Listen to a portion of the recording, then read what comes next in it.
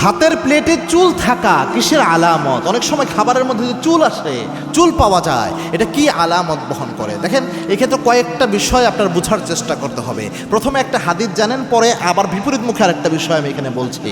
আল্লাহর হাবিব সাল্লাল্লাহু আলাইহি সাল্লাম জানিয়েছেন যে আত্মীয়ারতুশের কুলক্ষণ সুলক্ষণে যে বিশ্বাস রয়েছে, এই কুলক্ষণ সুলক্ষণে বিশ্বাস করা শিরকের অন্তর্ভুক্ত।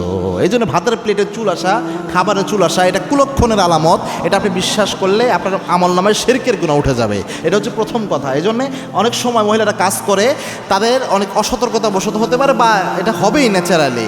অনেক সময় একটা চুল পাওয়া গেল, আপনি খারাপ আচরণ আপনার স্ত্রীর সাথে করতে পারবেন না। এটার জন্য যদি খারাপ আচরণ করেন, পারলে যেটা হবে, আপনার সংসারে বরকত আরও উঠে যেতে পারে স্ত্রীর সাথে খারাপ আচরণ করলে।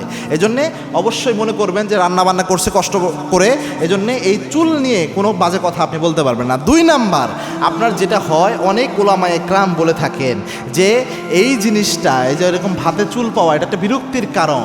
তো একজন বুজুর্গের ঘটনা এমন পাওয়া যায় যে সে এরকম স্ত্রীর চুল আসতো, যার কারণে সে কখনো রাগ করে নাই, এটাকে সে সুন্দরভাবে সন্তুষ্টি চিত্তে এটা সরাইয়ে রাখতো। একটা কিতাবে পাওয়া যায় এরকম ঘটনা। এই মুআজিজায় এই কারণে, এই ঘটনাটার জন্য, এই যে স্ত্রীর প্রতি ইহসান করেছে, স্ত্রীকে সামান্য কথাও শোনায় নাই, হাসতে হাসতে চুলটা সবসময় সরাইতো।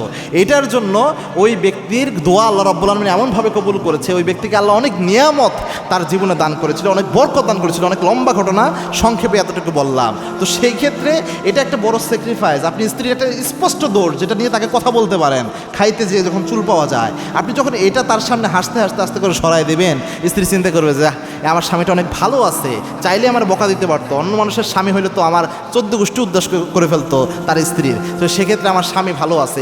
স্ত্রীর অন্তরে দেখবেন আপনার এই আচরণের জন্য, তাকে যে ভুলটা মাফ করে দিলেন, এই আচরণের জন্য তার অন্তরে আপনার জন্য মহব্বত পারলে ঢুকে যাবে।